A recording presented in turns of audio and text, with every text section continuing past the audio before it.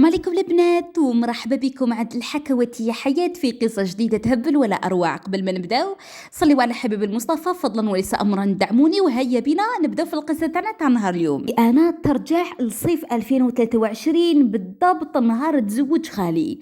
نقول لكم حياتي كامل تقلبت 180 درجة. أنا واسمني مريم وهذاك الوقت كان في عمري 20 سنة لأنه أنا من مواليد 2003. من ناحية الشكل جاية شويبة بصح ماشي باينة لأنه علاش مانيش منو هذاك اللي متخليف بزاف بزاف في روحي ولا من نوعيه اللي الماكيي. صراحه نوض صباح نغسل وجهي نورمال يعني بعد ما توضاو كامل عادي جدا نصلي هكا ندير يعني غير هكا شويه كريم يضغطون لوجهي وهذا ما كان ودي فوا ما دارهاش كامل وحتى كريم صولاكا وما ديرهاش نروح نخرج نروح لافاك ونروح نقضي شغالاتي ونعاود نولي والحجاب العريض كامل ومع الخمار تاعي ولا شي في وجهي ما ندير والو تاع الصح. وهذا الامر هذا نوعا ما كشر ما يبينكش قدام البنات يكونوا ماكيات ولا دايرات بزاف صوالح بس بلي دوكا راكم فاهميني. ولكن صراحه في هذاك العرس تاع خالي كل شيء كرح يتقلب يعني 180 درجه. علاش؟ لانه كنت متحمسه بزاف. خالي هذا كان قاعد 10 سنين في الغربه كاملا. اخرج كي كان في عمره 20 سنه عاود ولا في طرونطون وديريكتومون راحوا خطبوا له الانسانه اللي كانت قاعده تسناها 10 سنين كاملا. البنات اونتر بارونتاج ما تتاثروش بهاد العفسه ربي يحفظكم ربي يحفظكم راني نعرفكم سمعوا برك القصه. المهم قلت لكم عاود جا ورحبنا بيه والحمد لله رجع عنده صوالح وداير حياة ودار استقرار وممسي في الغربة ولو عندك واغط كل شيء تمام. وغير جا قبل الانسان هذاك اللي كان يحبها كي كانت صغيره هكاك. بون هو كبير عليها بخمس سنين هذاك الوقت هي كان في عمرها 25 سنه. اهبل بالفرحه خلاص. قالها ليماه يما نوضي خطبيها لي غير هذه اللي نديها.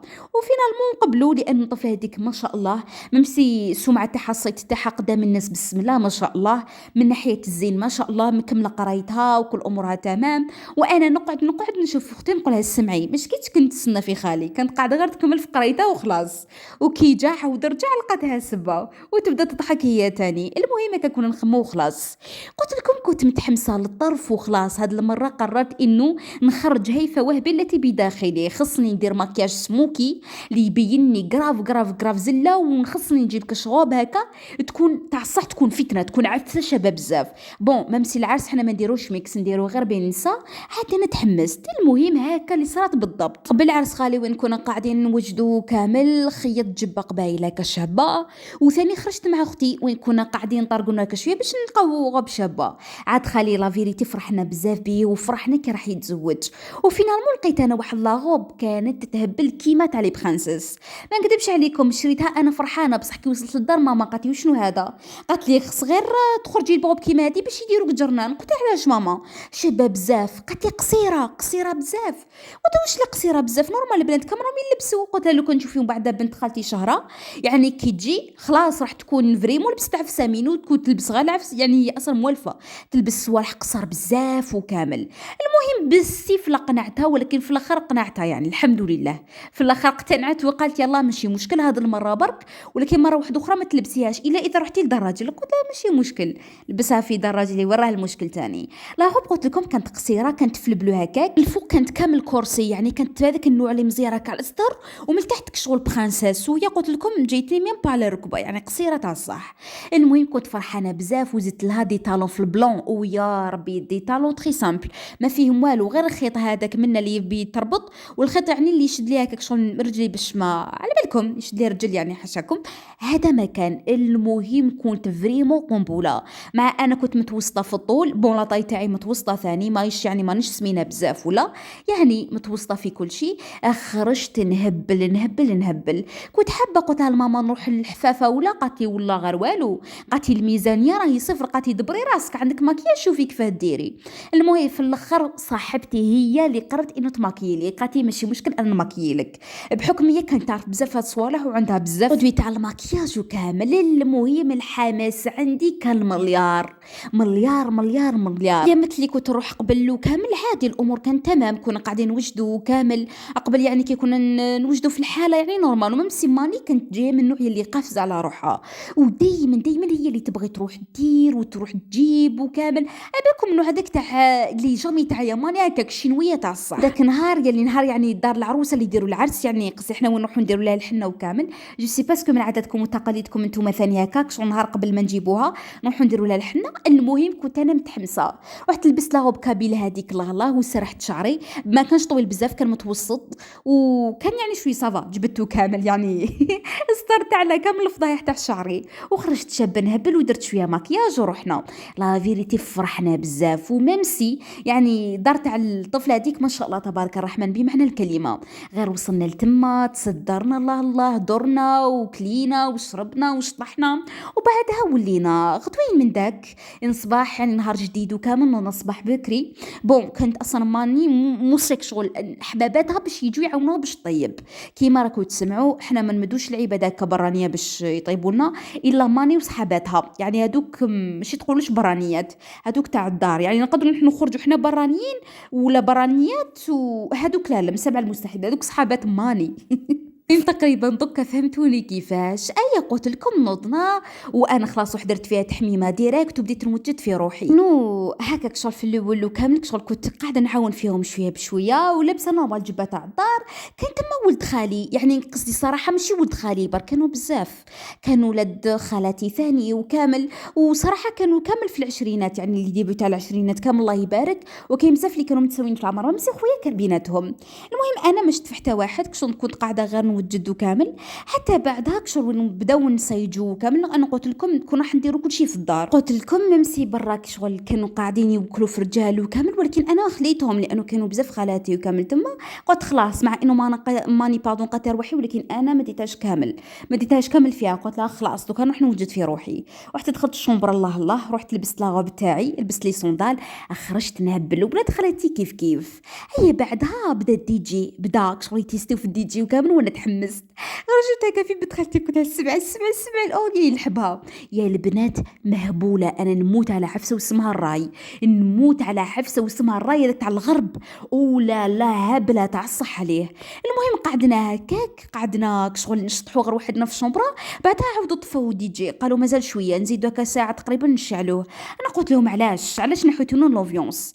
واش درت في ميسكم شديت تليفوني درت غنى وبديت نشطح وبديت درت الراي وقلبتها باش طيح. بنات خالاتي شبعوا وضحك عليا، لكن بعدها خرجت الاولى وزيد خرجت الدوزيام وانا قعدت ما دايره الراي افو قاعده نشطح. هنا ما حسيتش الا كي شفت يعني بنت خالتي صغيره كامل في عمرها 3 سنين فتحت الباب ودخلت.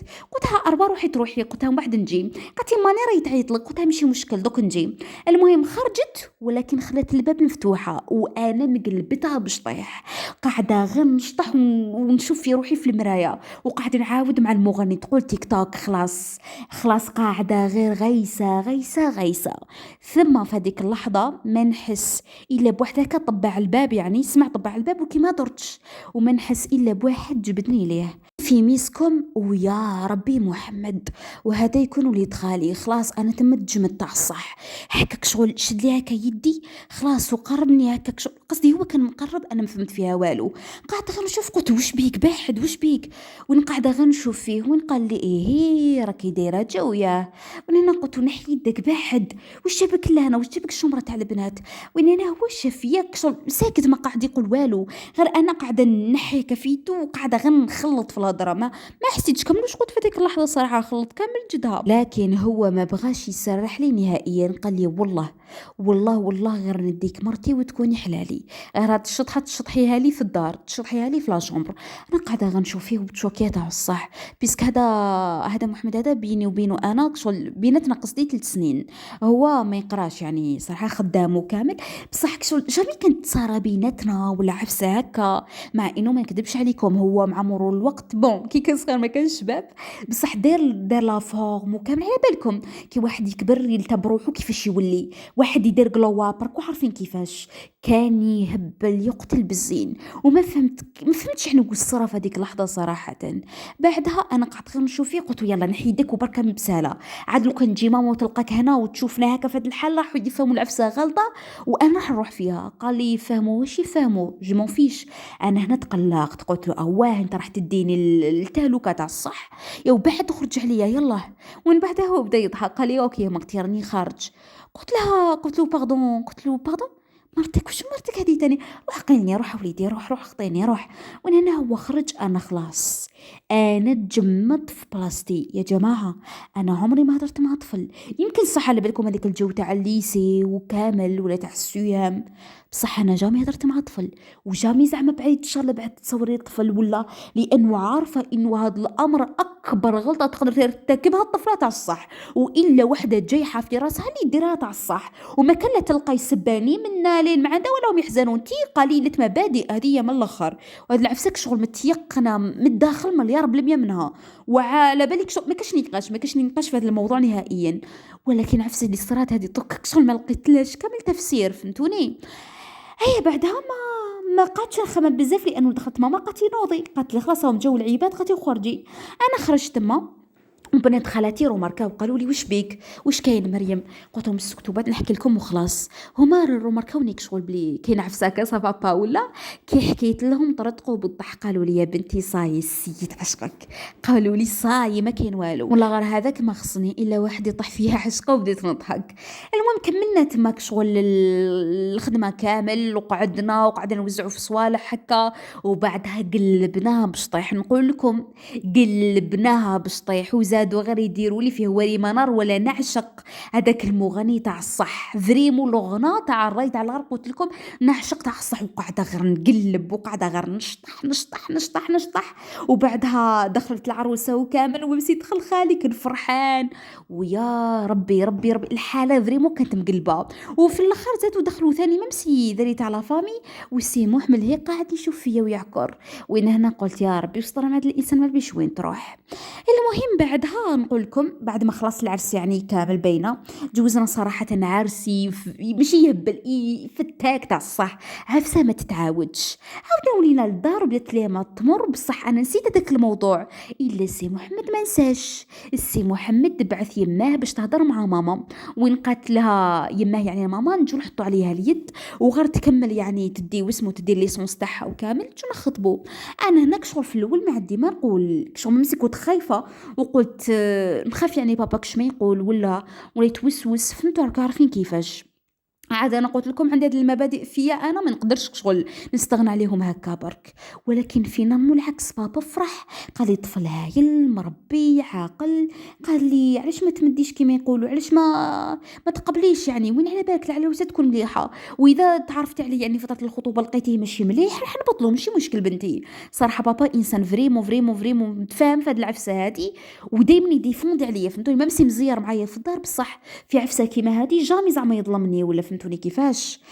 المهم لا علينا انا في الاخر بعد ما سمعت الهضره هذه من عند بابا قبلت وجا ودرنا الشوفه درنا خطوبه وبشويه بديت نتعرف عليه وبابا على بالو. ما نكذبش عليكم ما طولناش ودرت درنا العرس. يا اختي الانسان هذا كيما جاني على البال وكيما جاني في الخاطر. صح البدايه كانت شويه غريبه جدا وانا خفت وما مسي كي تعرفت عليه قلت اسمع قلت لا فيغيتي انا ما عنديش ما نتصور حد ماشي ملاح ولا يعلم ربي اني انسانه خاطيه وما نبغيش كما يقولوا امور ماشي ملاح استغفر الله بالعكس نبغي كل صوالحي تكون تمام وهذه هي. وما دامك شغل كما يقولوا بلينا على الصح ان شاء الله باذن المولى عز وجل كما يقولوا نكمل زواجنا بالتي هي احسن فهمتوني كيفاش. وهذه هي نتمنى تكون عجبتكم القصه تاعنا اليوم بحثتها لي مريومه في انستغرام جو سي با اذا واقعي ولا ماشي واقعي المهم انتم استمتعوا خلاص راكم كبيرات وراكم تعرفوا دوكا واش هو الصح واش هو الغلط. وهذه هي وعلى باليش علاش راني حسب راح يجوني تعليقات سلبيين ولكن تبا بمعنى الكلمة تبا او ماي جادنس شحال راني فرحانه بروحي كوني قلت هذه الكلمه هذه. نحبكم بزاف بزاف صلي وادعي الى الملتقى ان شاء الله.